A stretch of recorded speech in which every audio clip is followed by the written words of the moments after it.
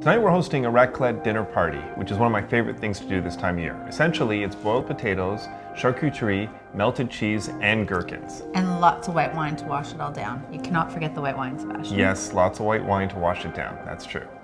Let's get started and show you how this all comes together. Cheers. Cheers.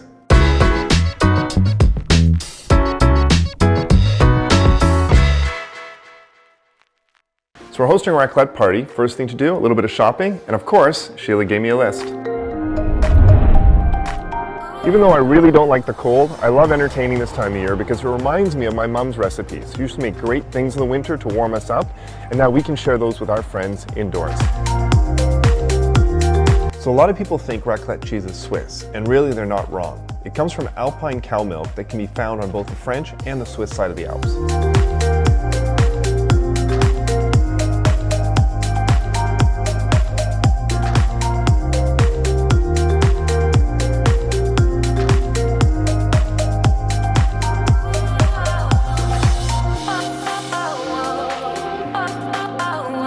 So we've got our meats, our cheeses, our cornichons. Now it's time to go home and get the prep started. Okay, my love, I got everything on your list. Amazing. That's a first. I know, I kind of surprised myself too. I didn't forget anything. If I did, I'm going back to the store. While Sebastian was out doing the grocery shopping, I had the fun job of pulling wines for tonight's dinner. Also, I've started setting the table. When serving raclette, because it's such a heavy meal full of cheese, we like to stick to the lighter wines. Some of our favorite wines when we serve raclette are, if you're really into French, my personal favorite is a nice light Chablis. If you prefer Italian wine, I would recommend a Pinot Grigio, or if you are a really big fan of red, I would stick with a Beaujolais. Sebastian and I normally take turns while we set the table, but as you can see, he's busy unloading the groceries, so why don't we go get the table set? We like to cover our table with table pads to protect it from spills and damage. They're pretty inexpensive to buy, and I can't tell you how often we use them. Next, I cover the table with linen. Then we place the raclette machines in the center of the table. The only challenge with raclette is the need for power, but I have this little trick of using white duct tape to hide the wire, and then I use a darker color duct tape down on the floor to cover the extension cord so nobody trips on it.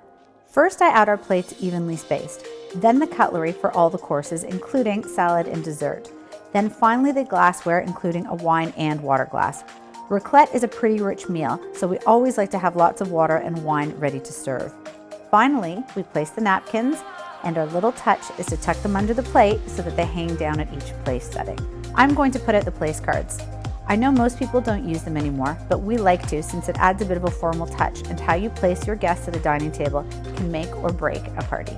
So now that the table's all set, let's go check in on Sebastian. Hey honey, what's happening in the kitchen?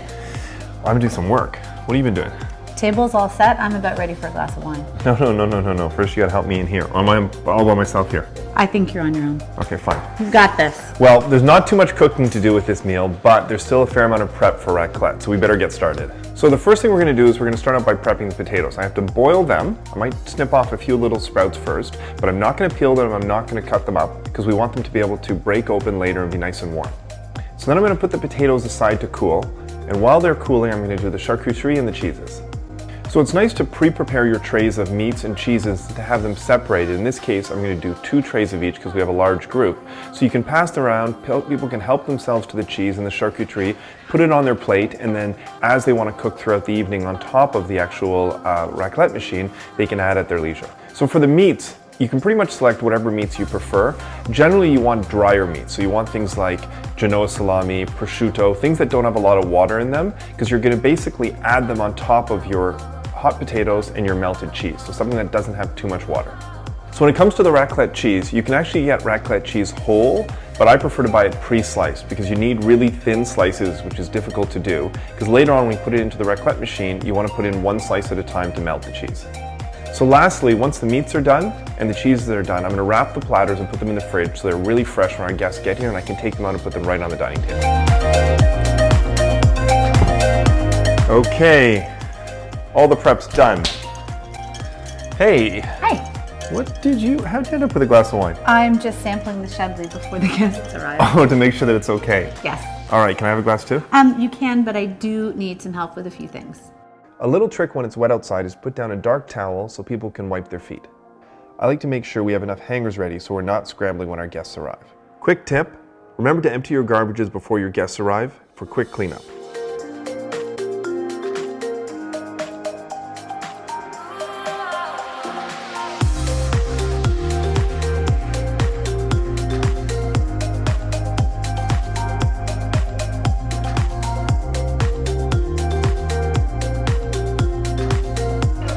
Well, there you go. Everything you need to know on how to throw a fantastic raclette dinner party.